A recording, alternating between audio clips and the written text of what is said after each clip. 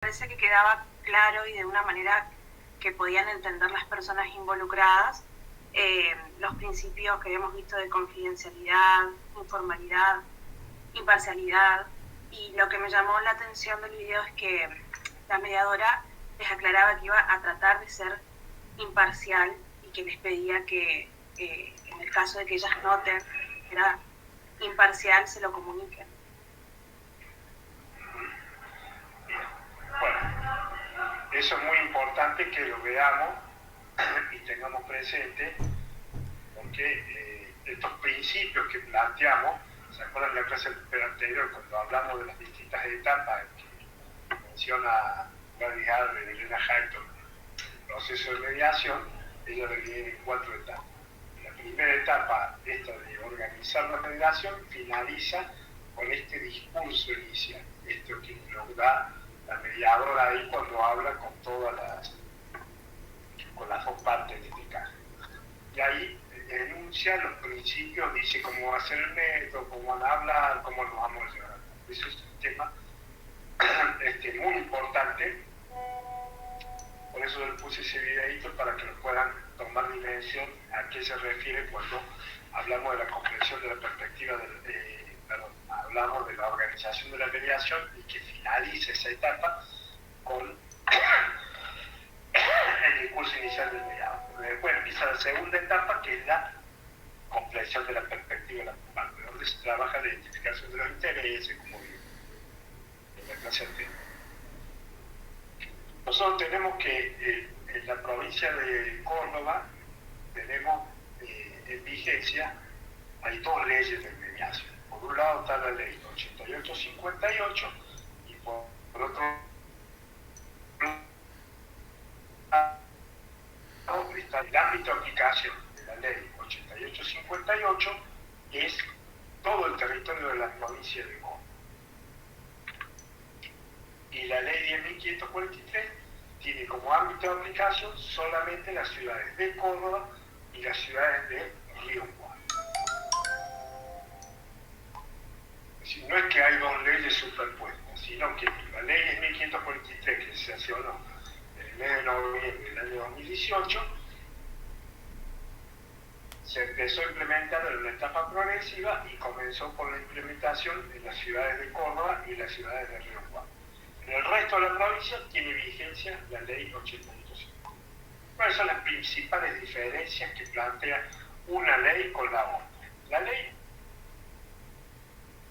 8858 establece que en el ámbito de todo el territorio de la provincia de Córdoba, dice, la mediación es un proceso de carácter voluntario. Esto que menciona el artículo 1 nada tiene que ver con lo que hablamos de las características o los principios que tiene el proceso de la mediación, donde estaba insertada el principio de la voluntariedad. Acá lo que se refiere a la ley, en su artículo 1, es la vía para acceder al proceso de la mediación o que no reviste ningún tipo de condición para cualquier otra acción tipo de inicio de alguna acción tipo de naturaleza civil o comercial, como sí plantea la ley 10.543. Es decir, que la ley 8858 tenía como principio prioritario la vía de acudir al método de mediación para resolver una controversia de manera voluntaria. Y establecía 3 excepciones. ¿En qué caso se volvía obligatoria la ley? Ahí eso lo establece en el artículo 2 de la ley 8858, que es el inciso primero, hace referencia al monto de la demanda, es decir, la cuantía. Yo reclamo una cuestión de naturaleza civil o comercial y el monto es inferior a los 204 IUs, hoy el IUs vale 1.885,84. Si es menor a 204 IUs, el monto de la demanda sí o sí tenía que ir obligatoriamente a mediación. El segundo inciso hace referencia en el caso que se presentaba un beneficio de litigar sin gasto. Si yo presento el beneficio de litigar sin gasto, también debería ir obligatoriamente. Y el inciso 3 es a criterio del juez, es decir, yo ya estaba dentro del proceso judicial, pero a criterio del juez, de acuerdo a la naturaleza y circunstancias que se encontraba la causa, el juez decide enviar la causa a mediación. ¿Vamos? La ley de 1543, ¿qué es lo que establece? La ley de 1543 establece que en aquellas cuestiones que son de naturaleza civil o comercial, es la vía previa a iniciar algún tipo de acción, hay que agotar la vía de la mediación. Es decir, la mediación es previa a cualquier tipo de acción de naturaleza civil o comercial. Ya me interesa la cuantía, el monto, la naturaleza, como lo planteaba la ley 8850. Por eso que algunos interpretan o entienden que la mediación se vuelve obligatoria. La vía es obligatoria, ¿no? El método siempre sigue siendo voluntario para las partes participantes. ¿Por qué? Una de las características fundamentales que nosotros ya hemos visto es la autocomposición de las partes, se autocomponen de esa naturaleza de conflicto y entre ellos procuran buscar la posible solución del problema. Bien. Otra diferencia que plantea la ley 10.543 respecto de la ley 8858 está dado en los tipos de mediaciones que se podrían realizar. En la ley, como la naturaleza de la ley 8858 es voluntaria, entendía que era un proceso netamente voluntario. Y solamente las causas que estipula el artículo 2 lo volvían como un proceso obligatorio previo. Y en esto nos remitía a que esas causas debían ser tramitadas en el centro público de mediación que se correspondía con el centro judicial de mediación. ¿Por qué digo referencia de esto? Porque la ley 10.543 establece que las mediaciones que son de naturaleza civiles o comerciales, que son prejudiciales obligatorias, es decir, para agotar la vía prejudicial obligatoria, no solamente la puedo hacer en el centro judicial de mediación, sino que la puedo hacer en el centro público de mediación y en el centro de mediación que depende de la dirección de mediación, o la puedo hacer en un centro privado de mediación que esté habilitado por la autoridad de aplicación para realizar mediaciones prejudiciales obligatorias. ¿Qué quiere decir esto? No todos los centros privados de mediación están habilitados para realizar mediaciones prejudiciales obligatorias. Eso lo habilita la autoridad de aplicación. ¿Quién es la autoridad de aplicación? Lo dice la misma ley 10.543, la dirección de mediación. ¿Quién es la autoridad de aplicación de la ley 8858? Bueno, la DIMED no se llamaba en el año 2000 DIMED, sino que se llamaba DIMAR, Dirección de Método Alternativo de Solución de Conflictos. Por eso habla la ley 8858, van a ver que la autoridad de aplicación es la DIMAR. Pero es la misma entidad. ¿Cuál es la situación? Es decir, si yo me plantear, por ejemplo, yo soy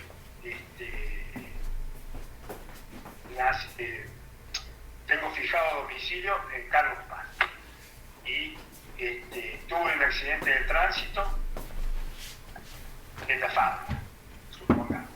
Y supongamos que el que me chocó vive en la ciudad de Córdoba, ¿no es cierto? Entonces, si yo voy a iniciar el juicio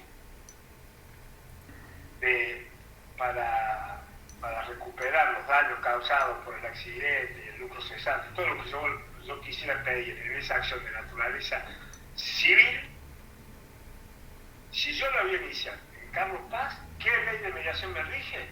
Me está rigiendo la ley 8858. ¿Qué dice la ley 8858? Que la mediación es voluntaria. Entonces, no necesito acudir a una mediación de manera previa y obligatoria antes de iniciar la acción. Hoy, si planteo un juicio en Carlos Paz, lo hago. Si lo planteo en Coquín, también me rige el 8858. Ahora, si no lo quisiera plantear En la ciudad de Córdoba, por más que yo vivo en Carlos Paz, el juicio va a ser en la ciudad de Córdoba, ahí sí tengo que hacer la vía prejudicial obligatoria. Es decir, es un problema de jurisdicción. ¿Está claro eso? Sí. ¿Qué es lo que dice? La ley es 1543, la vía de mediación prejudicial obligatoria es para la ciudad de Córdoba y de Río Cuarto. Villa María, San Francisco, Villa Dolores, Mortero, lo que se les ocurra, rige la ley 8858. Atento con esto. ¿Está claro? ¿Qué otra diferencia existe entre una y otra ley? Bien, la ley 8858 plantea como centro público de mediación solamente al centro judicial de mediación y al centro de mediación que depende de la Dirección de los Métodos Alternativos de Resolución de Conflictos, de la DIMAR. Pero ahí no se podía ejecutar, por ejemplo, una mediación en los términos del artículo 2, inciso A, B o C, que prevé la ley 8858. O sea, todas las mediaciones que eran con carácter obligatorio se tenían que realizar en el centro judicial de mediación. ¿Dónde hay centro judicial de mediación en la provincia? En un montón de lugares. Hay en Villa María y en San Francisco, en Villa Dolores, en Cruz del Eje, en Coquín, en Carlos Paz. Hay un montón de lugares donde hay centros. Normalmente donde hay tribunales hay un centro de mediación que depende del Poder Judicial. Ahí se realizan las mediaciones prejudiciales obligatorias. Ahora la ley de 1943 plantea un paradigma diferente, aunque dice que no solamente se puede la mediación es decir, yo voy a hacer un juicio, voy a hacer un juicio en Río Cuarto, tengo que acudir previamente a mediación. ¿Dónde lo puedo realizar? En el Centro Judicial de Mediación, en Córdoba, ahí en la calle 27 de Abril, en el Centro Judicial de Mediación de la ciudad de Río Cuarto, en el Centro Público de Mediación, que en Córdoba queda en la avenida General Paz 70, en Río Cuarto en el Centro Público de Mediación, o lo puedo hacer en un centro privado de mediación que esté habilitado. ¿Qué diferencia plantea esta ley con la otra? Que la ley de 1543 considera que son centros públicos de mediación todos aquellos centros de mediación que dependen de un organismo dependiente, valga la redundancia, de la administración pública, nacional, provincial o municipal. O sea, si yo voy a solicitar una mediación a la Defensoría del Pueblo, que está ubicada ahí en la calle de Ampune, ese centro de mediación es un centro público de mediación. ¿Qué diferencia tiene? En ese centro de mediación no se realicen mediaciones de naturaleza prejudiciales obligatorias. Es decir, el hecho de que el centro de mediación sea público o privado no especifica de qué tipo de mediación puedo realizar. Solamente puedo realizar las prejudiciales obligatorias en los centros privados que están habilitados para eso, centro judicial o en el centro público de mediación. Por ejemplo, nuestra Facultad de Derecho tiene un centro de mediación en el Laboratorio de Resolución Pacífica del Conflicto. ¿Alguien sabe dónde queda eso? Hace 5 años están en la facultad. En el 27 de abril creo que hay un centro. En el 27 de abril. No, ese es el centro judicial. Estoy preguntando dónde queda el centro de mediación que está en el Laboratorio de Resolución Pacífica del Conflicto, dependiente de la Facultad de Derecho. ¿Lo conocen o no? Hace 5 años que están en la facultad. ¿Nunca lo vieron? ¿Carlos? No, ni idea. No, yo tengo hechas algunas mediaciones en el centro donde está Defensa del Consumidor, en el centro de mediación comunitaria.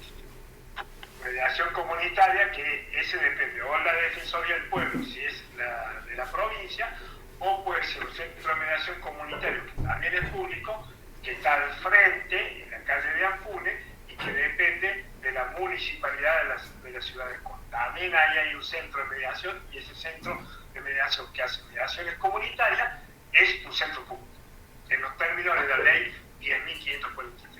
En los términos de la ley 8858, esos serían centros privados de mediación.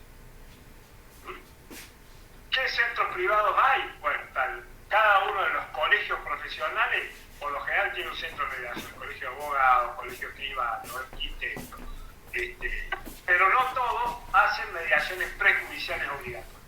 Esto es lo que hay que saber. ¿Dónde puedo realizar una mediación prejudicial obligatoria? Tengo que determinar si ese centro al cual yo la quiero llevar se puede realizar o no se puede realizar una mediación prejudicial obligatoria. ¿Está claro ese tema? Bien, esto es un tema muy interesante. Ahora yo les pregunto, ¿nadie vio o nadie sabía que existía un centro de mediación en la Facultad de Derecho? No, yo no sabía nada. Okay, El 27 de abril. ¿Alguno alguna vez transitó por el subsuelo? Ahí donde está el anfiteatro Orgaz, el anfiteatro... ¿Ah? ¿Transitaron por ahí? ¿Vieron que entre medio de los dos anfiteatros hay como una casita ahí, al medio, en el subsuelo?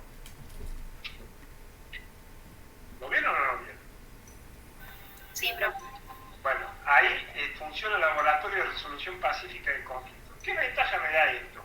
Bueno, cuando yo apruebe la materia teoría del conflicto y de la decisión, yo puedo ir a ese laboratorio y solicitar un certificado que me acredita que por tener aprobada la materia, yo ya tengo aprobado lo que se llama el módulo introductorio de la formación básica de mediación. Para formarse como mediadores hay que hacer una capacitación que tiene una durabilidad de 100 horas, de las cuales el módulo introductorio son 20 horas. Esas, ustedes aprobando esta materia, tienen aprobado eso. Aquel que después quiera hacer el curso de formación básica de mediación, va al laboratorio de resolución de conflictos y dice: yo aprobé la materia con el doctor Castaño, acá me saqué un 10, y bueno, y ahí le van a explicar qué es lo que hace un certificado, la facultad le emite el certificado, y ustedes, no solamente si quieren hacer el trayecto de formación en la propia facultad, o van a algún otro lado a hacer el trayecto de formación básica de mediadores, acompañan ese certificado y ya tienen un módulo adentro, ¿vamos? En la formación básica de mediadores. Van a decir: Cataño, no, pase nomás, 100%. Pero ni hablar, no le quepa la menor duda que me van a decir eso. Normalmente los profes de la cátedra, todos somos formadores de mediadores. La mayoría damos en la formación básica de mediación que organiza la propia Facultad de Derecho.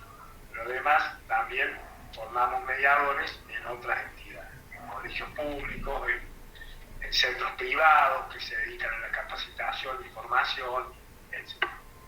Bueno, entonces, para que les quede claro la diferencia de una ley con la otra. En centros públicos, ¿qué es lo que dice la 8858? ¿Qué es lo que dice la ley 10.540? ¿Dónde puedo presentar yo entonces una mediación de naturaleza prejudicial obligatoria? En la ciudad de Córdoba la puedo presentar. En el centro judicial de mediación la puedo presentar. En el centro público de mediación, o la puedo presentar en un centro privado de mediación que se dedique a realizar ese tipo de mediación. ¿Qué otra naturaleza de mediaciones tiene la ley 10.543? También plantea esto que establece la 8858 en el artículo 2, inciso 3, es decir, lo que se conoce en la ley 10.143 como la mediación intrajudicial. Es decir,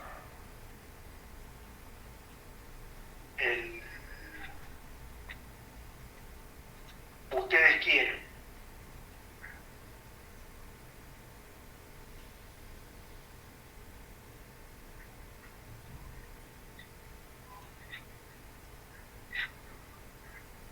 pueden tener, ¿ven ahí? ¿Pueden ver? Sí, profe, se ve bien. Bien. Sí, profe. Bueno, entonces usted tiene la vía prejudicial, que es la que nosotros hablamos. Ahí tiene los artículos, esto el artículo 5 del 42 explica todo el procedimiento, ¿no? Los plazos que hay que conocer. Eso cuando yo voy a rendir el examen final lo tengo que tener claro. Ahora para el parcial no me interesan los plazos. Sí me interesa que conozcan cuáles son las vías, esto que estamos trabajando, la diferencia de una ley con la otra.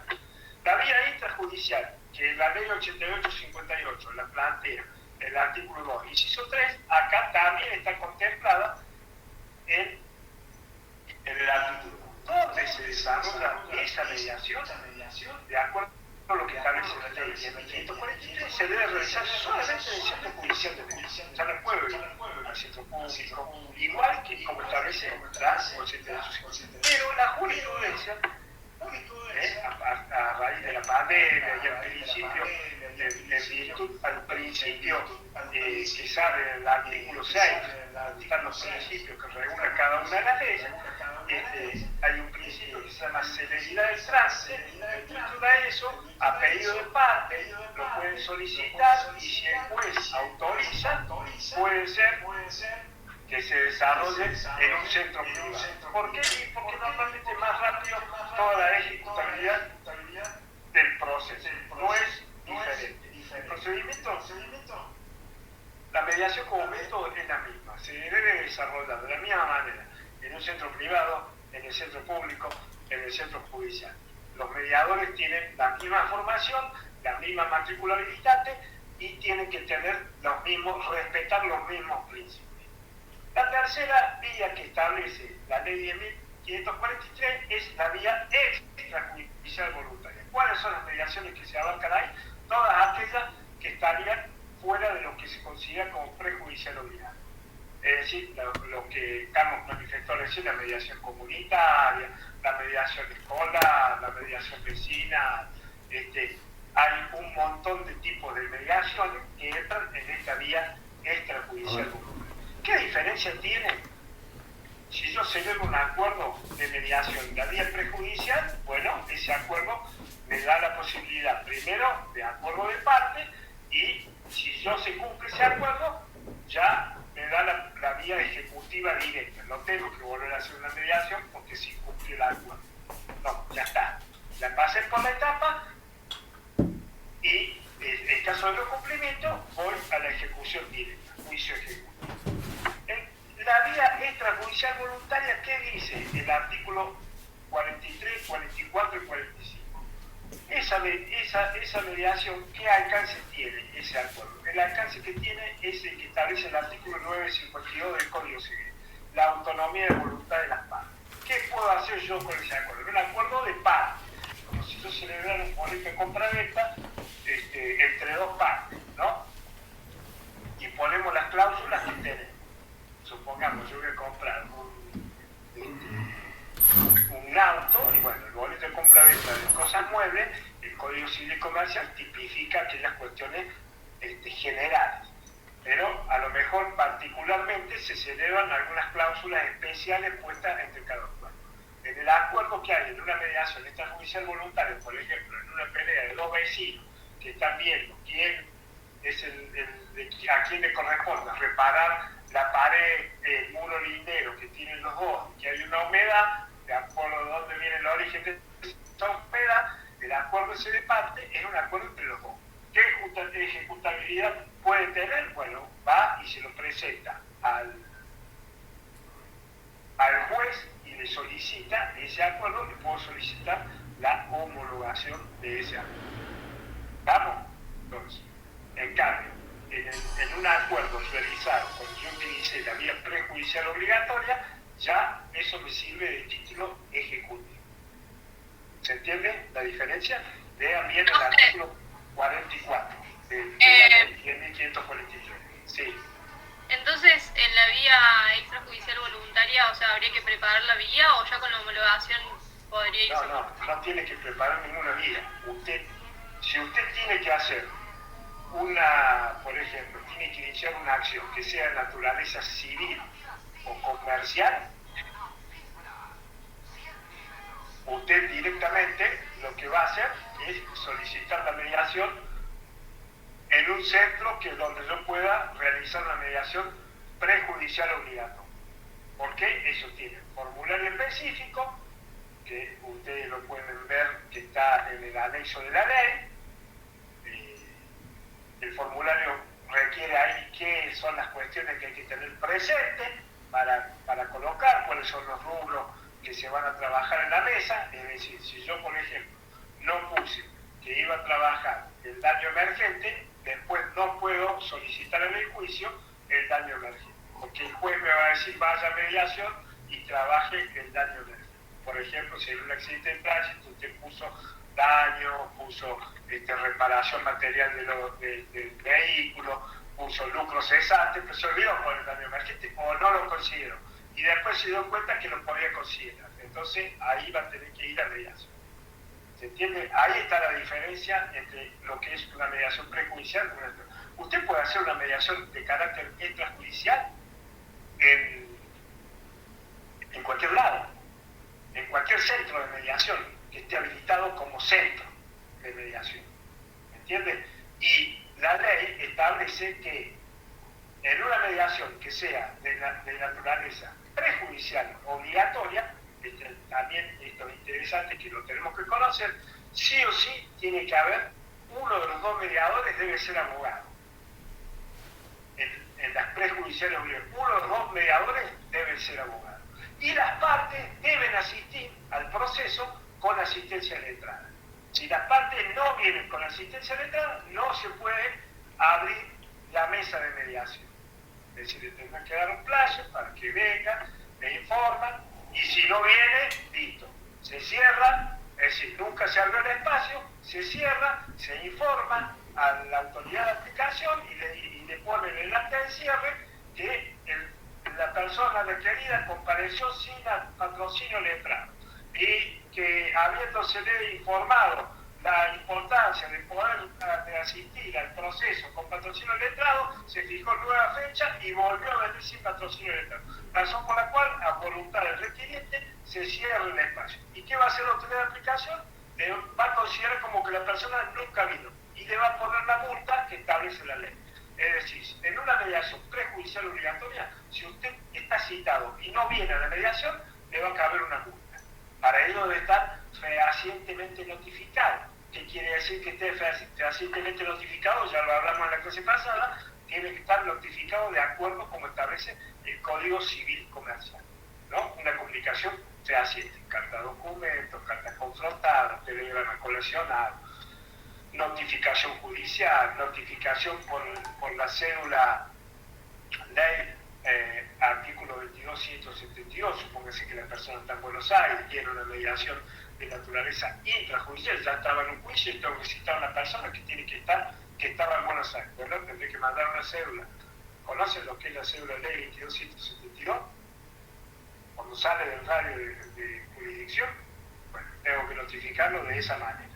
Entonces, esas son comunicaciones fehacientes. En cambio, en una mediación extrajudicial, yo lo que quiero es que la persona venga. Entonces, lo puedo solicitar por teléfono, por mail, de cualquier manera.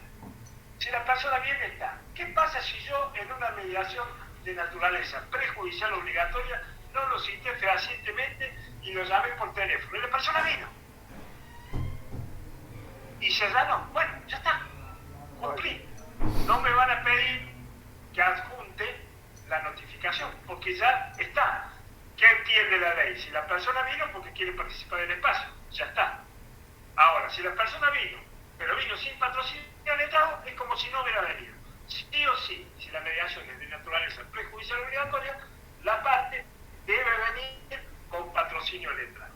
En cambio, en una mediación extrajudicial no es necesario el patrocinio letrado. Ahora, si la persona quiere venir con patrocinio letrado, es su voluntad. ¿Se entiende? Claro, profe. Entonces, el video que usted nos mandó es una extrajudicial voluntaria. Ese video que ustedes pueden ver ahí es una mediación extrajudicial voluntaria. Si la rotulamos dentro de la ley, es un video viejo, ese todavía no existía la ley de 1543, pero ese video es una mediación extrajudicial voluntaria. ¿Cómo me doy cuenta? Primero, porque no hay equipo de mediación, como dice la ley de 1543. Tiene que haber un equipo de mediación, es decir, dos mediadores, de los cuales uno tiene que ser abogado. En cambio, la ley 8858 hablaba de mediador y comediador. En la mediación judicial, es decir, las del artículo 2, inciso A, B y C, en esas mediaciones tenía que ser abogado. uno de los mediadores, tanto mediador o comediador, tiene que ser abogado. ¿Qué otra diferencia tiene la 8858 con la 10.543? Bueno, los requisitos para ser mediador. Una ley, la 8858, establece título de grado con una antigüedad de 3 años. La 10.543 ya no habla de antigüedad de 3 años, dice título de grado. Y acá es interesante que hagamos esta salvedad, porque dice título de grado. No dice que yo tengo que estar matriculado en el colegio profesional correspondiente. Es decir, yo soy ingeniero civil, quiero formarme como mediador, tengo el título de grado, cumplo los requisitos para formar. ¿Qué otros requisitos? Hacer el seminario de formación básica de mediación. ¿Qué otros requisitos? Cumplir con los trámites que dice la autoridad de aplicación. Hoy, Dirección de Mediación, en la época de la 8858, DIMAT, que tenía que tener la persona para poder matricularse como mediador. Rendir un examen, hay un examen que se rinde para ser mediador habilitado. Es un examen que es bastante complicado, pero bueno, aquellos que después se quieran formar, podemos charlar específicamente de eso. Entonces, bien clara la diferencia. En una se requiere que haya 3 años de ejercicio. 3 años de antigüedad del título. No que esté inscrito. Por ejemplo, yo puedo ser abogado, no estoy colegiado, pero sí me puedo matricular como mediador. ¿Está claro? De hecho hay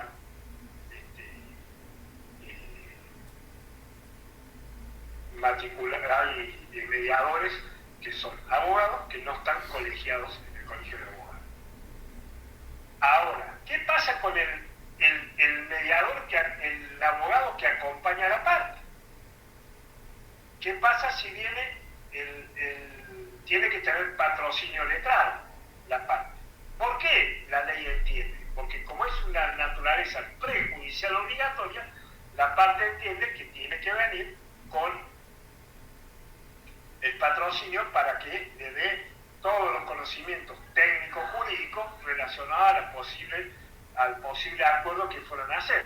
Por ejemplo, si las personas están dirimiendo, supóngase los bienes de una sucesión y las partes dicen, bueno, le vamos a dejar la casa a nuestro hermano menor porque es más chico, bueno, entonces el abogado lo va a tener que aconsejar y le va a tener que, bueno, usted para poder hacer esto, usted sabe que tiene que hacer la cesión de los derechos sucesorios suyos, no es una cosa que así nomás, yo lo dejo, lo ponemos en el acuerdo y la casa quedó para él. Bueno, para eso se necesita el patrocinio legal.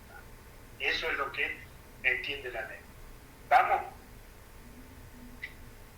¿Qué se necesita para...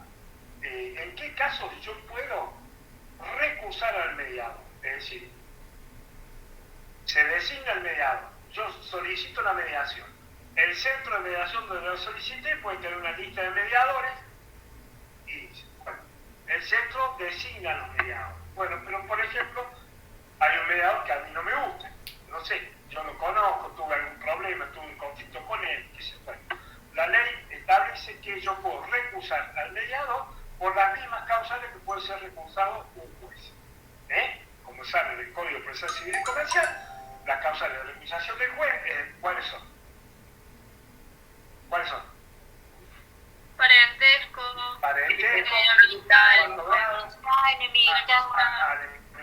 o enemistad manifiesta, que te manda deuda, algún... tenido la deuda, Yo tengo intereses, sí. Soy un intereses creados en el tema, que sea objeto de la mediación. Bueno, todas las mismas características están. ¿Qué pasa si yo lo recuso y el mediador dice, no, pero yo no, esta persona era amigo mío, el mediador dice que no era amigo del juez? El centro de mediación es el que va a dirimir si esa persona puede o no ser. Normalmente, si al mediador lo recusan, lo cambian. Cada centro de mediación tiene su política, pero en virtud de los principios que tiene el proceso, que uno de los principios fundamentales sería el de la imparcialidad y la neutralidad. Imagínense si viene Carlos y le recusa a mí como mediador y yo voy a entrar en una disputa para decir, no, yo que a Carlos lo conozco, tengo una amistad. No, Carlos me dice, no, yo no tengo ninguna amistad. Ahí el doctor Catania fue profe mío, nada más, hace 5 años atrás. Que, por más que yo tuve clases, iba a todas las clases, qué sé yo, no tengo ni bueno. Pero yo ya voy a quedar como deslegitimado. Entonces probablemente,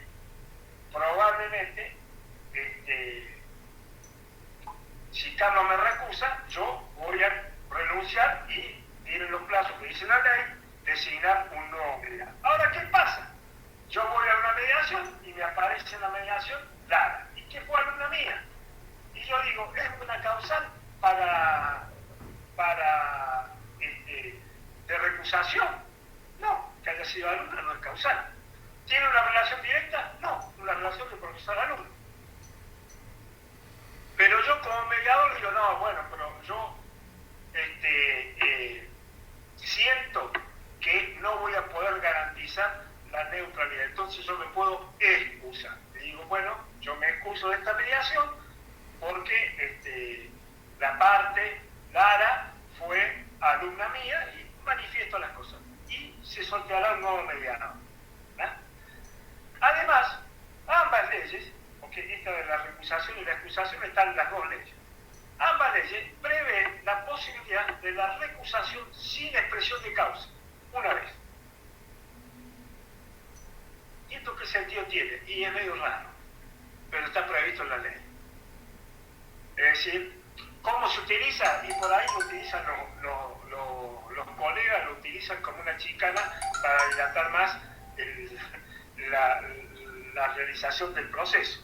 Entonces digo, bueno, como sé que yo lo recuso, tiene que pasar 3 días hasta que sortee el nuevo, después que el nuevo acepte, 2 días para que acepte, y después 10 días para que firme. Entonces ya me estoy yendo a 15 días hábiles más, me estoy ganando por ahí un mes. Y si estoy dentro de los plazos de la prescripción, que esto es un tema interesante, porque ya lo hablamos, la mediación interrumpe, el proceso de mediación interrumpe la prescripción.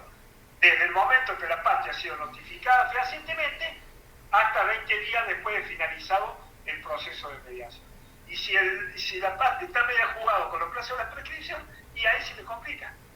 Porque hasta tanto no haya sido notificada fehacientemente la parte, no comienza la interrupción del plazo. Este es un tema netamente procedimental que solamente los abogados. Por eso que la parte tiene que venir a una mediación prejudicial obligatoria con patrocinio letrado. Si el abogado está capacitado, no está capacitado, no. Dice la ley, si el que venga con patrocinio letrado significa que tiene que estar colegiado el abogado, no, no lo dice. Lo entiende la jurisprudencia. Es decir, si yo soy abogado y yo me recibí y colgué el título y me dedico a lo mejor a vender fiambre, pero soy abogado, entonces lo voy a acompañar a un amigo, me van a pedir el carnet y la matrícula, pero no la tengo. Pero tengo el título, pero usted no puede ejercer, entonces no puede brindar patrocinio. ¿Se entiende la diferencia? O sea, que por más de que no esté en la ley, se pide igual en la práctica. No. No solamente que se pide, sino que la autoridad de aplicación lo exige. Porque eso es una cuestión que no estuvo entre el legislador, no lo contempló, pero la casuística inmediatamente lo pudo advertir. Porque imagínense que venga el caso que yo planteo, ¿no? Viene alguien, no puede brindarle fehacientemente la información que necesita en el tipo de procedimiento que está, porque por ahí puede hacer un acuerdo que no sea en los términos o que tenga el conocimiento necesario para llegar a algún tipo de acuerdo que le permita terminar con el conflicto. ¿Se dan cuenta? Ahora, ¿qué pasa si yo cito a alguien? Porque todo esto que estoy hablando es casuística, no está en la ley. ¿Qué pasa si cito a una, como suele suceder, uno le plantea a las tarjetas de crédito, estas internacionales, Visa Internacional, qué sé yo, a una empresa aérea, LAN, entonces le comparece un estudio de Buenos Aires. Bueno, pero ese estudio no está matriculado en Córdoba. El proceso de mediación no hay problema, porque la parte viene con patrocinio del Estado. Eso es casuística, no está escrito en la ley. Viene con patrocinio del Estado. Ahora, seguramente, finalizado eso, y para poder comparecer en el juicio, si el juicio se va a desarrollar en la provincia, va a tener que tener un estudio jurídico que esté matriculado o colegiado en Córdoba, naturalmente. ¿Se entiende? Pero ¿por qué pasa esto? Porque la ley lo que busca es que la persona, el método no es un método judicial, el método es diferente. El método que es, esto es lo que a los abogados por ahí les cuesta comprender. ¿Cuáles son los alcances que yo puedo obtener en un proceso de mediación? Puedo obtener el mismo beneficio que tuviera si yo gano un juicio. Y hasta es mucho más rápido. Porque el juicio puede demorar mucho más tiempo. Pero ¿qué pasa? Por ahí, una cuestión de estrategia procesal, eso lo puede la parte dirimir o poner en tela de juicio. ¿Cuáles son las causales que están excluidas del proceso de mediación? Bueno, las dos leyes plantean prácticamente las mismas. Para que ustedes tengan bien claro, nosotros somos estudiantes de Derecho, entonces no se nos dificulta la comprensión. Todo aquello que está en juego, el orden público, no puede ser objeto de mediación. Por eso, en un proceso penal, los delitos de acción pública, los delitos de instancia privada, tampoco pueden ser objeto de mediación. El delito no puede ser objeto de mediación. Ahora, la cuestión patrimonial que se deriva de eso, sí puede ser objeto de mediación. Pero, profe, ¿y cómo es esto de la justicia restaurativa que tiene planteado que existe la mediación penal? Sí, está la mediación penal. El Código Procesal Penal de la provincia estipula en qué casos puede ser sometido un proceso. El proceso penal puede ser derivado a la mediación y ustedes van a ver que eso redunda en aquellas causales en donde se puede aplicar la suspensión del juicio a prueba. Ustedes saben que la probation tiene un límite, es cuando la pena sea menor a un delito que sea de naturaleza escarcelable, que tenga la pena sea menor de 3 años. Entonces es como que va limitado el aspecto, el espectro de las acciones que pueden ser sometidas a la mediación penal. La mediación penal es una cosa que está existiendo, se está empezando a incorporar, pero hoy la ley lo establece. ¿Dónde se desarrollan este tipo de mediaciones penales? Solamente en el Centro Judicial de Mediación. No puede ser desarrollada hoy una mediación de naturaleza penal en un centro privado o en el centro público. Sí, yo he realizado porque, normalmente si la persona está privada de libertad, el Ministerio de Justicia, los privados de libertad dependen del Ministerio de Justicia, es como que está dentro del Ministerio de Justicia, entonces sí se puede realizar. Pero en los procesos penales, como dice la ley, solo el fiscal y el juez en el procedimiento están facultados para derivar ese caso penal a la mediación. No es que todos los casos pueden ser precisamente llevados a mediación. La acción de divorcio, la acción de nulidad, adopción, filiación, todas aquellas cuestiones que son relativas al derecho de familia, tampoco pueden ser objeto de mediación. Las acciones en sí, es decir, si me voy a divorciar o no, si él es mi papá o no es mi papá, si voy a anular el matrimonio o no. Las cuestiones patrimoniales que se derivan de ahí sí pueden ser objeto de mediación. La ley de 1543 plantea específicamente la excepción planteada en el artículo 56 de la 10.305, que es el Código de Procedimiento de Familia, que tiene vigencia solo en la ciudad de Córdoba y que establece que pueden ser sometidas a mediación los que se conoce como la etapa prejurisdiccional de familia. Responsabilidad parental, régimen comunicacional, régimen de alimentos. Una declaración de incapacidad o capacidad restringida o cese de la capacidad tampoco puede ser objeto de mediación. El amparo, la descorte, una medida preparatoria, las medidas cautelares, las medidas autosatisfactivas no pueden ser objeto de mediación. El concurso, la quiebra tampoco. Es decir, siempre está el límite del orden público. ¿Estamos? Eso léanlo, en las dos leyes está bien claro y es fácil de tenerlo presente. No sé, ¿puede darse algún caso donde la parte, digamos, no concurra nunca a la mediación y, no sé, se cierre el acta con, no sé, con que no compareció? El acta se cierra como que no compareció. ¿Y qué es lo que establece la ley? Establece que se le aplica una multa. Una multa. En el caso de las personas físicas, la multa es de 5 yuros. En el caso de las personas jurídicas, la multa es de 10 yuros. La multa no la aplican los mediadores, la aplica la autoridad de aplicación. ¿Qué pasa si la persona vino a la primera reunión de mediación y no viene a la segunda reunión de mediación? No se le aplica la multa. La ley entiende, como proceso voluntario, entiende que no quiere participar más del proceso. Y se cierra el proceso. Y le van a dar el acta de cierre, se la van a protocolizar y le van a habilitar la vía para que la persona siga por el juicio.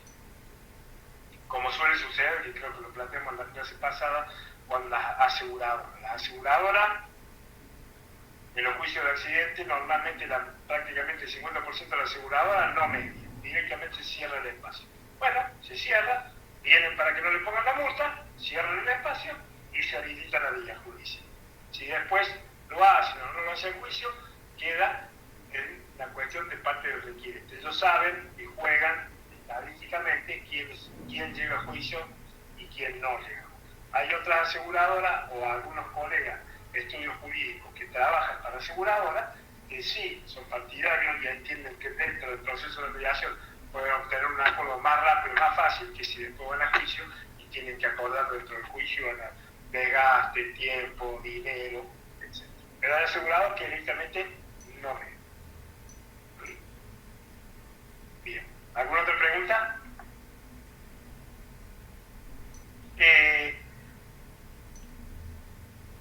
Profe. Sí.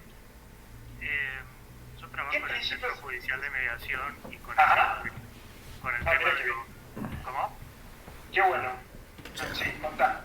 Con el tema de los abogados que no están matriculados en la provincia, bueno, tenemos ahora un expediente que tiene un acuerdo. Hay una acordada.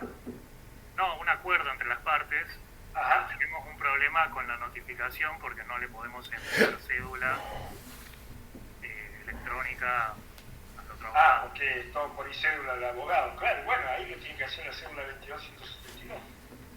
Claro, es lo que se mandó, pero... O le tienen que mandar por ahí una notificación, que puede ser una carta de documento, una carta confrontada. Sí, es lo que se, se decretó. Ajá. Lo que se decretó en el expediente, pero bueno, la parte no lo notificó, así que todavía no está por... Claro, bueno, ese es el problema con... Claro, ¿qué diferencia hay a veces entre el proceso de mediación en el centro judicial y en un centro privado? ¿Por qué yo hablo de la celeridad del trámite? Porque por ahí hay como mucho más trabas que son procedimentales, que pone el propio centro para asegurar la legalidad del proceso. No es que ¿qué pasa? ¿Los centros privados no las cumplen? No, sí las cumplen. Sí las cumplen, porque el mediador puede ser objeto de mala praxis. ¿Cómo regula la ley la mala praxis? La regula por el código de ética de la profesión de base, porque no está conformado el comité de ética de los mediadores. Entonces la ley lo remite a la profesión de base de cada uno de los mediadores. Las mediaciones que se realizan en el centro judicial, los equipos de mediadores pueden ser de dos abogados o puede ser de un abogado o otro mediador que tenga otra profesión de base. Pero sí o sí, uno de los dos es abogado. ¿No es cierto?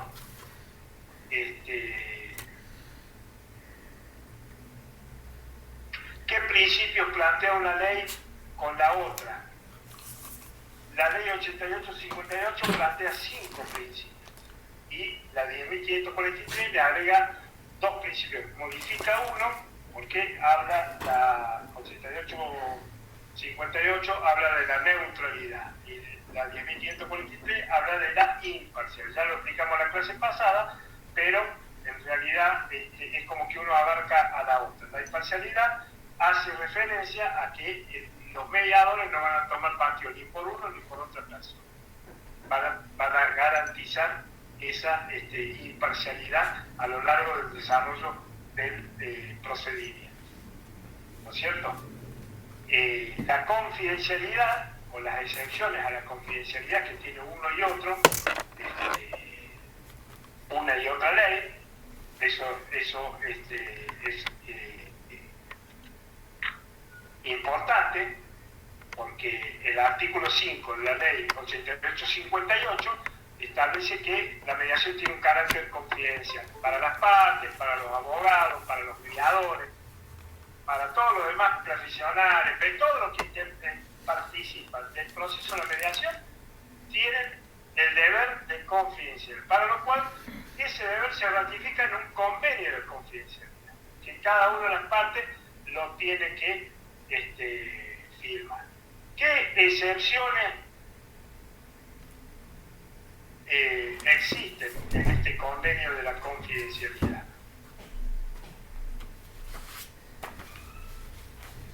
Cuando ¿qué excepción establece el convenio? La que prevé la ley, obviamente. Claro. ¿Cuál es? En la ley de 1543, las excepciones a la confidencialidad están precisamente tipificadas en el articulado de la ley. Y hace referencia a dos casos específicos. Uno, cuando todas las partes dispensan a alguien que no quiera firmar la confidencialidad. Si yo me niego a firmar, le explico, como yo no sé nada, no soy abogado, no entiendo nada y tengo miedo y no confío en nadie porque sé que todos los abogados son atorrantes, entonces yo no voy a firmar nada. Eso pasa. Y la persona dice, bueno, entonces la ley entiende y dice, bueno, si todos están de acuerdo que él no firme, listo, podemos seguir adelante. Si alguien se opone, listo, no podemos seguir adelante con el proceso de la mediación. El principio de la voluntariedad, porque no es que cada principio es autárquico, no, van todos relacionados de manera transversal. Entonces, por la voluntariedad, si no quiere, listo, estamos todos de acuerdo, sí participa. No, yo me opongo, si él no firma a la confidencialidad, yo también me voy, listo, se levanta el proceso.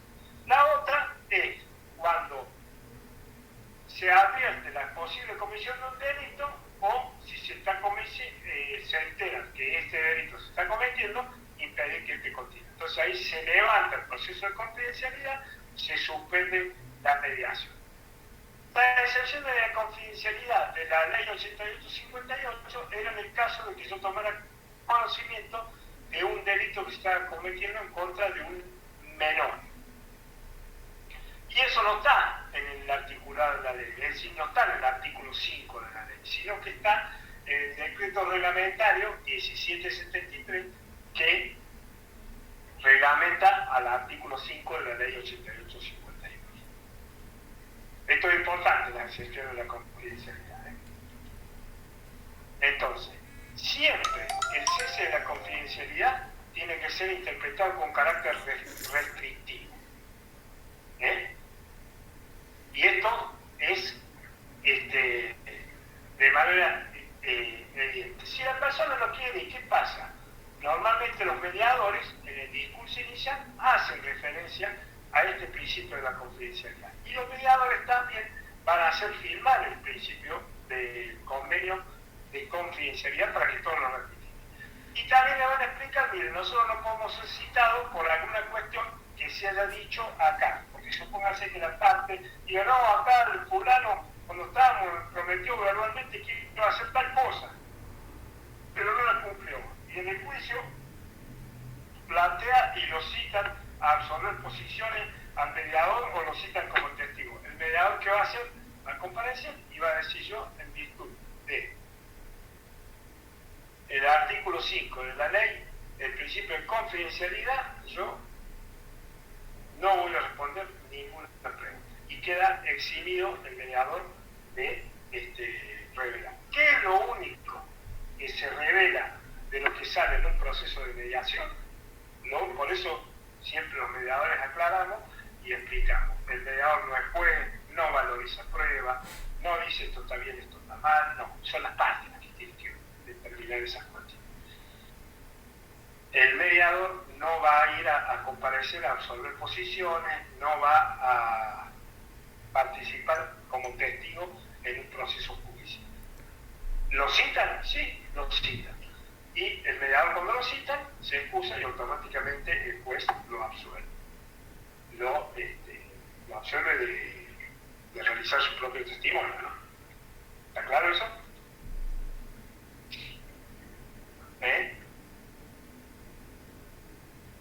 Sí, profe. Bueno, Sí, profe. bueno. Entonces, como las dos leyes explican fácilmente cómo hay que hacer para, si yo quiero poner un centro de mediación privada. Primero, ¿tengo que ser mediador? No hay obligación de ser mediador para poner un centro de mediación. Simplemente hay que cumplir una serie de requisitos que establece la ley. Pero eso es para los que después quieran desempeñarse como mediador.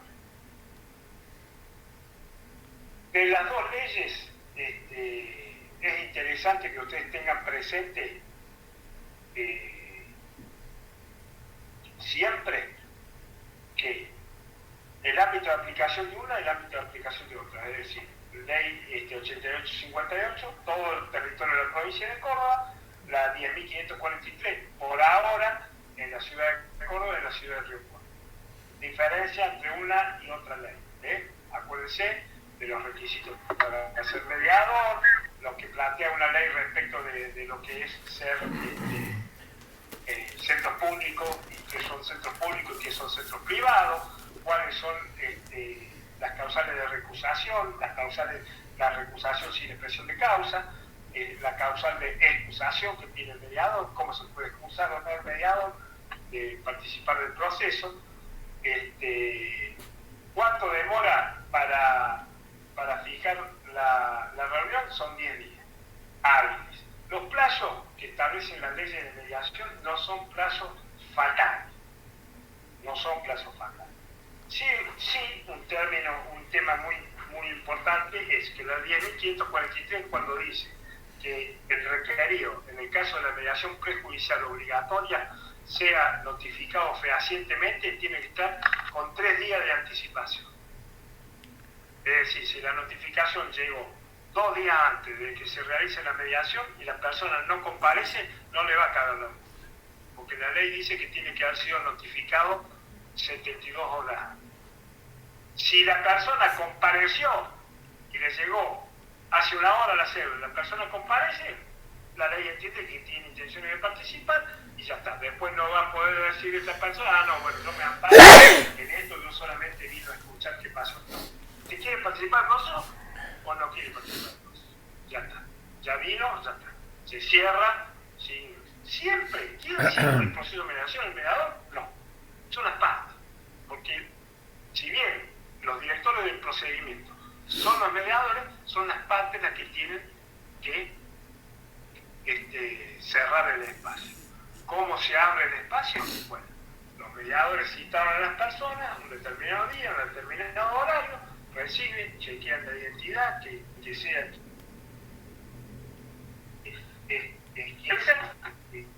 si estamos en el ámbito de la mediación prejudicial obligatoria, tiene que tener, si es persona física, tiene que tener el DNI. Si es persona jurídica, tiene que tener la autoridad para poder representar. Es decir, tiene que traer el contrato constitutivo de la sociedad, donde lo habilita a participar en un pleito. El patrocinante, si es el abogado que lo patrocina y va a patrocinar a la persona jurídica, por ejemplo, el patrocinante de la compañía de seguros tiene que tener un poder habilitado para el pleito otorgado por esa compañía de seguros. Entonces, esos requisitos tienen que recabar y requerir el mediador para constatar. Si la persona no, la ley dice que tienen 48 horas para acreditar todo eso. Porque los mediadores no somos jueces. Y a mí me ha pasado donde vienen, dice, sí, yo soy fulano tal, soy abogada, y mi matrícula es esta, bueno, me puede alcanzar pasarme la foto de su credencial, páseme la foto de su DNI, y bueno, la persona nunca me la manda, yo se lo pido por mail, y no me lo manda, listo, cierro el acta. La ley dice que hay 72 horas para confeccionar el acta de cierre, yo la cierro y dejo claro en el casillo de observaciones que se presentó fulana tal diciendo que era abogado, que representaba tal, que revendía la matrícula tal, pero no acreditó su identidad. Si la autoridad de aplicación considera que va a venir, que lo pone como ausente, que es lo que hace, lo pone como ausente y le pone la profe, eso es lo que dijo la clase pasada, ¿no es cierto? Sí. Con el caso que nos dio la clase pasada. Igual. Sí, claro. Porque a veces suele suceder que los colegas... Hay muchos abogados, profe, que no presentan la identificación en No, el proceso de elección. La mayoría sí. La mayoría sí. Se pero está hay algunos perjudicando que... eso, digamos.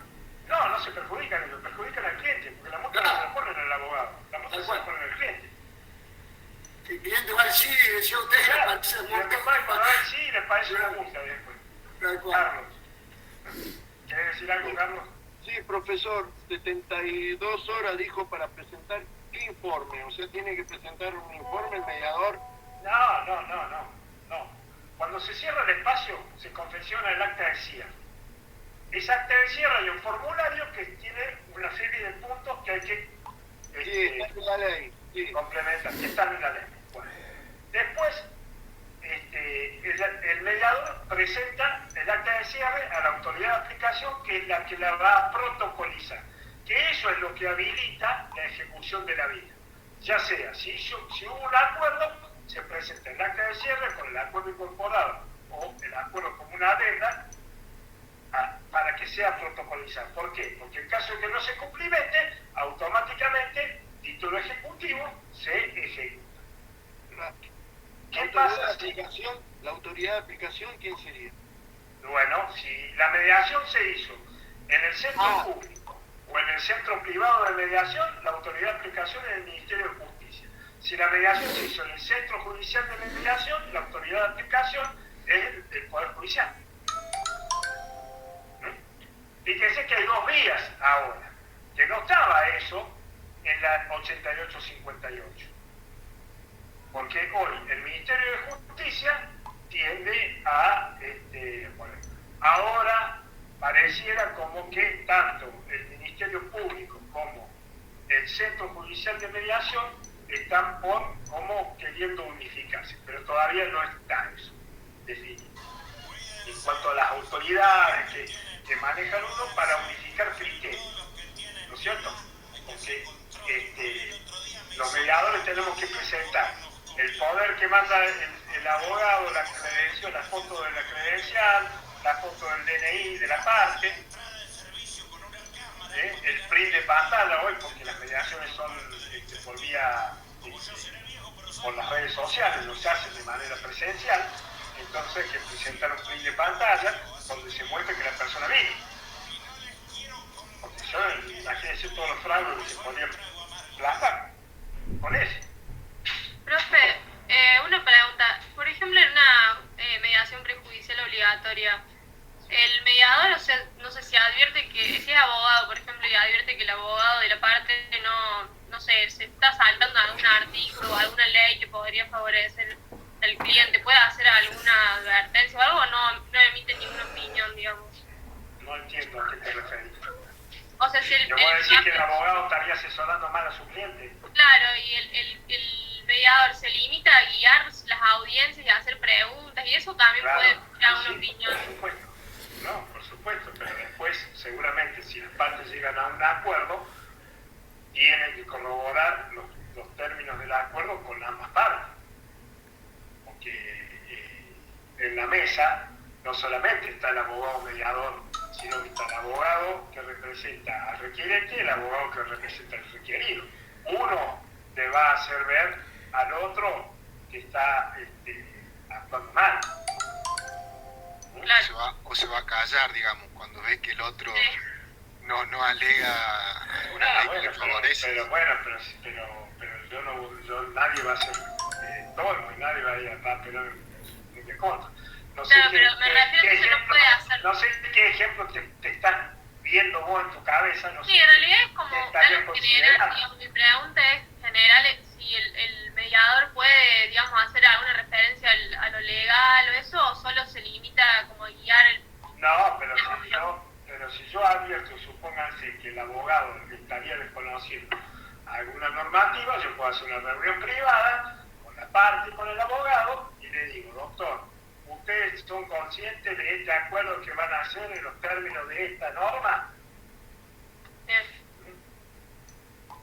Ahí no afectaría, digamos, la imparcialidad o lo que hablan de estoy solo, manejar el equilibrio de la mesa. Llama, hay una estrategia que tienen los mediadores que se llama agente de la realidad. Lo estoy llevando a la realidad.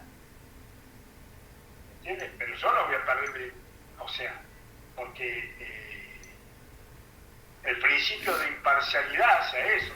La neutralidad debe hacer a que yo me comporte como mediador, no como abogado o mediador. ¿Por qué? Uno de los dos, la ley dice que tiene que ser abogado. Bueno, es una cuestión que puso la ley. En realidad, podría tranquilamente no ser, porque el método es el mismo. Si las partes vienen con patrocinio, son las partes las que tienen que estar. Pero la ley, para garantizar estas cuestiones. A veces la casuística va mucho más allá. Créanme que hay muchas cosas que suceden. A mí, por ejemplo, me ha pasado.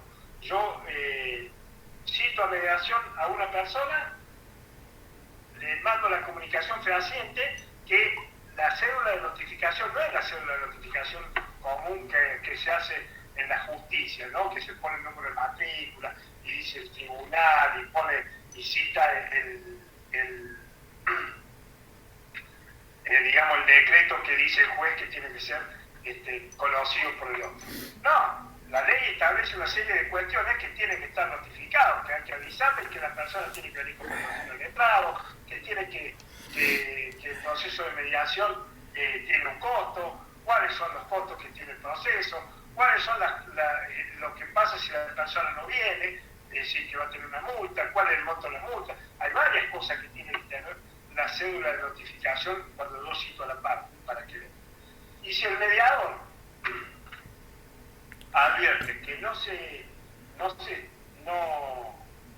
estaría cumpliendo algún requisito de la parte, no se hizo la comunicación fehaciente, no recibió esa comunicación fehaciente, o la parte vino sola. Ustedes la casuística, miren, yo una vez mandé una cédula de mediación a una persona y le contactaron con una carta de documento diciendo que era improcedente, falaz, amenazaban que me iban a denunciar penalmente, una serie de cosas. O sea, esa persona contrató a un colega, el colega lo casó, le sacó unos buenos mangos para hacerle la carta de documento, en vez de decir, mire señor, yo lo voy a acompañar a la mediación y vamos a ver qué le está pidiendo. Si el proceso de la mediación no dice nada, la cédula de mediación. Y me denunciaron, me amenazaron de denunciar penalmente, fatal. Bueno, yo seguí para adelante, se hizo el proceso, se abrió el proceso.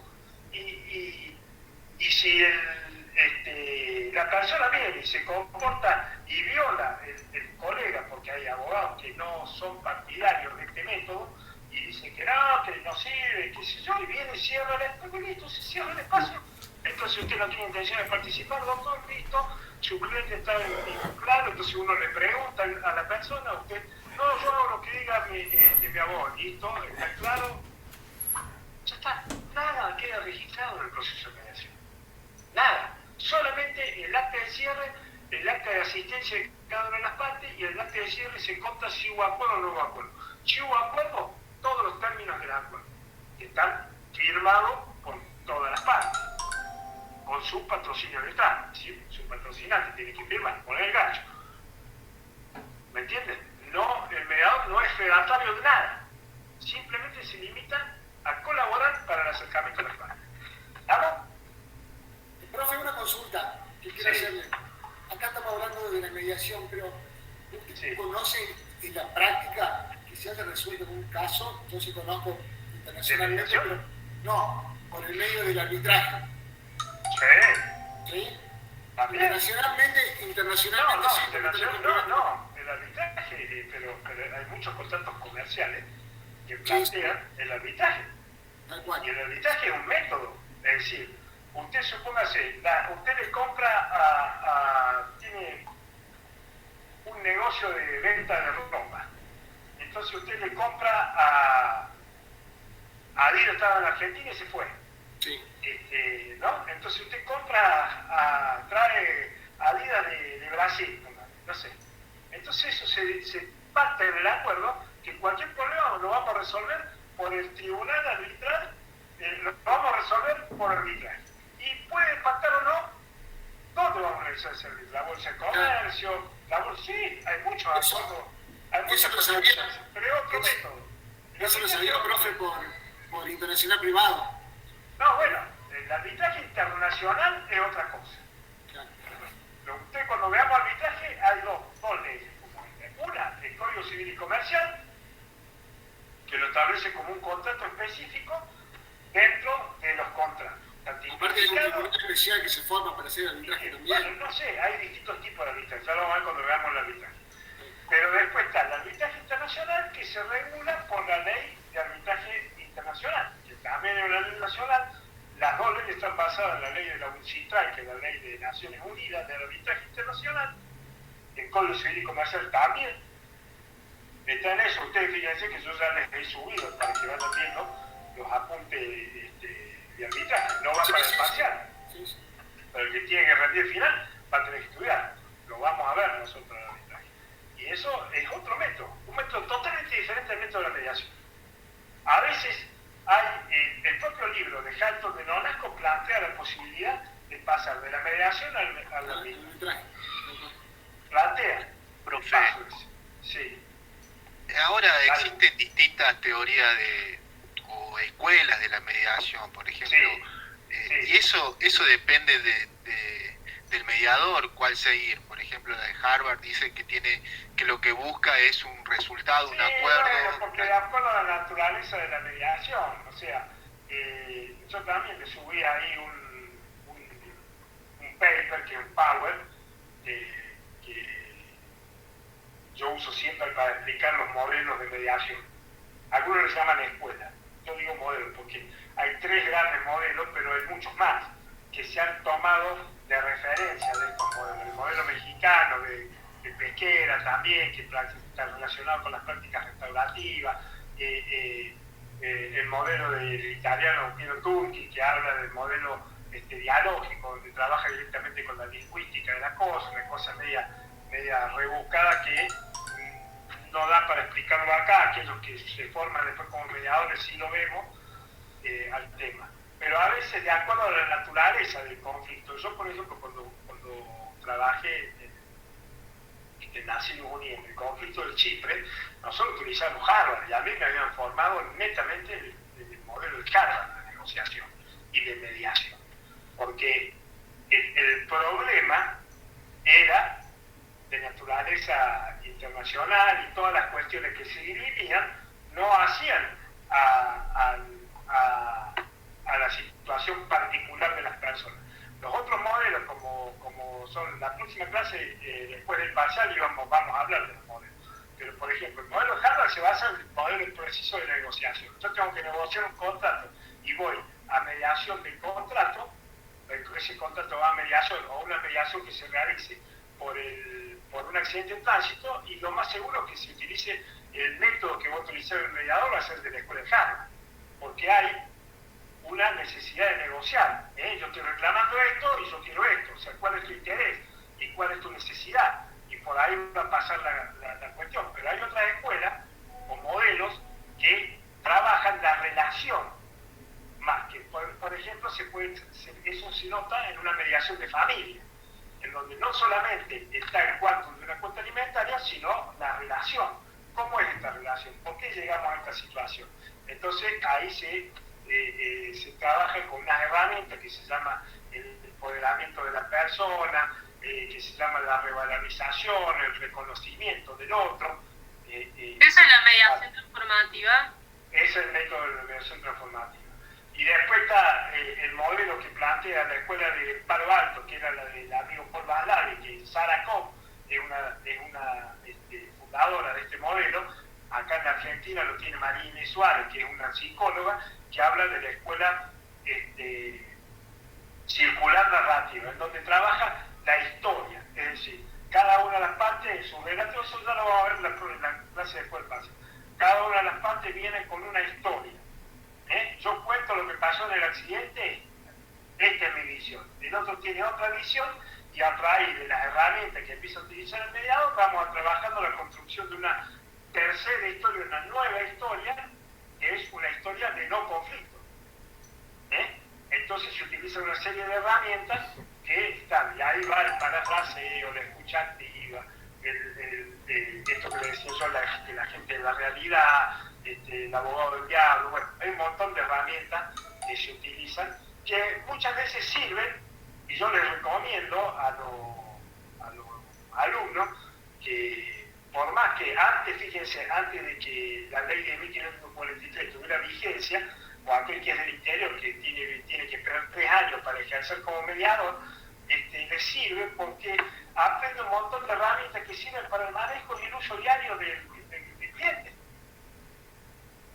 Para escuchar, primero para saber escuchar lo que el cliente me está diciendo, para identificar lo que realmente quiere el cliente, cuál es su necesidad, qué me planteo primero, qué es lo que quiere, y es muy interesante, porque a veces, normalmente en algunas mediaciones se practica un mix de todos los modelos, no es que el mediador se va a pegar solamente a Harvard, porque a veces hay problemas, supóngase una pelea entre dos amigos o entre una sociedad, se disuelve una sociedad y hay que hacer una mediación prejudicial obligatoria.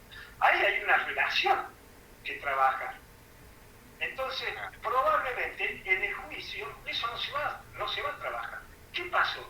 ¿Por qué llegaron las partes a esta situación de que yo no confío en vos, o vos me traicionaste, o vos hiciste esto, que llegamos a esta situación? Bueno, probablemente es la voluntad de las partes. No es que yo, porque soy Jorge Real y me quiero hacer el chusmento, quiero averiguar qué pasó. Si las partes quieren, y por eso es propicio este método.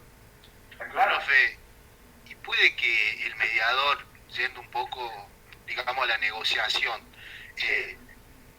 siempre le va a convenir por ahí al mediador que se negocie basada en la negociación, basada en principio. Claro. Porque claro, es como que lo tiene que ir llevando para ese lado, digamos. Sí.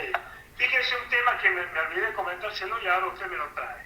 Que es importante, que no tiene planteado la ley 10.543 y sí lo tiene la ley 8858. Que la ley 8858 entiende que si hubo un acuerdo que se realizó, ¿se acuerdan cuando yo le hablé del MAN y el PAN? Que es la mejor alternativa para el acuerdo negociado. Sí. Es decir, si yo tengo mi MAN afuera, no me quedo. ¿No? Entonces, la ley 8858 plantea que si el acuerdo se realizaba dentro de los 6 meses de llevado a cabo el proceso de mediación, tenían que reconocerle honorario a los mediadores. Hoy, la 10.543 nada dice de eso. Entonces, ¿qué suele pasar? Normalmente se trabaja en el proceso de mediación cuando estamos hablando de montos interesantes, ¿no? Cuando hay un monto, porque los honorarios del mediador, acá no lo hemos trabajado porque yo no hago foco en eso. Hay algunos profes que sí hacen foco en el tema honorario. A mí me parece que el tema honorario no es para verlos acá, sino que para si después yo quiero ser mediador, sí en todo el lugar. Pero el tema honorario es un tema muy ríspido. Y normalmente los colegas salen de la mesa de mediación y se van a arreglar afuera para no pagar el honorario. Y la ley dice, primero dice, el artículo 24, la ley de 1543 dice que los honorarios son acordados con el mediador o las partes. Eso dice el primer paso.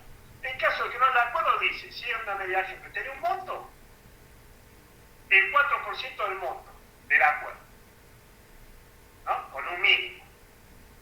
El mínimo es un use por reunión por parte. Eso dice la ley. Ahora, cuando estamos hablando de un acuerdo de mediación de 2 millones de pesos, imagínense, el 4% de 2 millones de pesos serían 80.000 pesos. Entonces, ¿qué hacen los colegas? Sacan el problema de la mediación y van y hacen un acuerdo afuera. La ley 8858 le permitía al mediador, venga para acá. Usted acordó dentro de los 6 meses. Esto se entiende que fue por el trabajo que hicimos en la mediación, que es la realidad. Entonces, miren, es típico. Uno viene y ha trabajado 3, 4 reuniones. Cuando no hay acuerdo, cuando no hay voluntad, se cierra la primera reunión, la mediación. En 2 reuniones. Pero si una mediación lleva 3, 4 reuniones,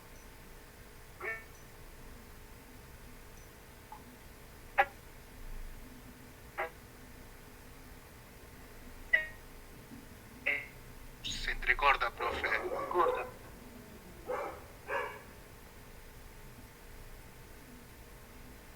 Ahí se cortó, sí. Se quedó sin conexión, profe.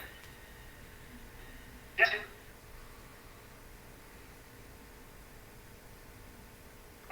Hola, ¿me escuchan? Hola. Ahora sí, profe, ahora sí. Ahora sí, profe. Bien. Bueno.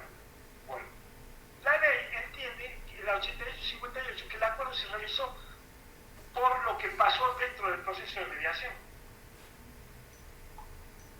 ¿Me entiende? Y los colegas lo sacan para hacerle ahorrar a la parte por ahí, supóngase de 2 millones de pesos, el colega se lleva el 20%, ¿cuánto sería? 400.000 pesos, ¿no es cierto? Los mediadores cobrarían 80.000 pesos, de los cuales tienen que venir 40.000 cada uno. ¿Vio? Entonces lo sacan para ahorrar una parte y pagan lo que es. No, yo la primera reunión, yo las reuniones subsiguientes, hasta un máximo de 5 euros. No hubo acuerdo, lo máximo de 5 euros. Entonces, ¿qué hace la praxis? Los mediadores dicen, yo no trabajo más que 4 reuniones. Porque todas las reuniones que hagan más adelante van a ser sin acuerdo. Esto es un tema ético. Uno lo hacen, otros no lo hacen. ¿Entienden? Pero esto es como vieron cuando estudiamos en el administrativo el fumo de Bonis Iuris, el humo del buen derecho. Bueno, uno ya con la praxis se da cuenta cuando quieren acordar por fuera del proceso de mediación. Y lo importante ahí está, en el conocimiento, de decirle, ¿usted sabe lo que quiere decir que usted no haya acordado por fuera? Si usted acordó por fuera y después la parte no cumplió con ese acuerdo, va a tener que volver al proceso de mediación. En cambio, si usted hace un acuerdo y lo firma dentro y ese acuerdo queda homologado, va a tener que exhibir el título ejecutivo en caso de incumplimiento. Bueno, no todos lo entienden así. Eso, por ahí, los colegas, para hacerle ahorrar un mango al cliente, no están. Eso es consentimiento informado. Yo suelo tratar de darme el espacio para hacerle el consentimiento informado a las partes. A veces bueno, están afuera. En cambio, el 8858 le daba esa ventaja, que tenía 6 meses que si se hubiera realizado el acuerdo. ¿Estamos? Igualmente, profe, debe ser muy complicado porque los colegas abogados seguramente por ganar más quieren arreglar por afuera de la mediación, porque es mucha diferencia. No, porque los honorarios de los abogados siempre son los mismos. Los abogados siempre cobran el 20%. En la mediación o fuera de la mediación cobran el 20%. ¿Me entiendes? Es como el laboral, ¿vio? Es lo mismo. Pero por ahí, en un mal asesoramiento para el cliente, porque si ese cliente hace un acuerdo de esa cantidad y después no se lo cumple, la persona se queda sin... va a tener que volver al proceso de mediación para exigir el cumplimiento de ese acuerdo. Doble gasto, nuevamente pago de honorarios, ¿no? Y eso el colega no se lo dijo. Eso se llama consentimiento informado. ¿Estamos? Bueno. Está clarísimo, profe. Estudien, sí. ¿Me podría volver a decir cuál era la autoridad de aplicación dependiendo del centro, por favor? Para los centros... El Poder Judicial y el Ministerio de Justicia. Claro, Ministerio de Justicia para los centros privados y el centro público. Y el Poder Judicial para el Centro Judicial de Mediación. Bueno, Gracias, profe. Bueno, el día jueves, bueno, gracias. El día jueves nos vemos en el parcial. Yo me voy a conectar por cualquier problema que tenga cada uno. Es muy fácil, práctico, tiene por ahí algunas preguntas multiple choice salvadoras para que nadie se hunda, pero lean. No me canso de repetir, lean. Acá hay que leer, ¿está? Sí. Disculpe que lo interrumpa nuevamente. Tengo una duda con respecto al MAN, ya que lo mencionó hace un instante. Sí. El MAN, yo tengo entendido por lo que leí, por lo que estuve viendo, hace referencia a la alternativa que tendría yo, que me tendría que representar si no llego a ese acuerdo, ¿no? Entonces, es como que me daría una mejor posición para negociar, decir, bueno, ante estas opciones, tengo esta opción que es mi MAN. Si mi MAN está afuera, me voy, no me quedo. ¿Es así, profe? No sé si lo entendí bien, porque... Si mi MAN está, supongamos, vamos acá me estamos llegando a un acuerdo por 20.000, pero yo sé que por fuera que puedo obtener 3. Mi MAN va a estar afuera, no está en la mesa. ¿Cuándo me quedo en la mesa? Cuando el MAN está acá adentro. Pero el MAN, la mejor alternativa, estaba afuera, por eso me voy. Es como un trabalengua. ¿Está? Sí, ahora lo entendí. Muchas gracias, profe. Bueno, listo. Nos vemos el jueves. Hasta luego. Chao, profe, gracias por todo. Hasta luego.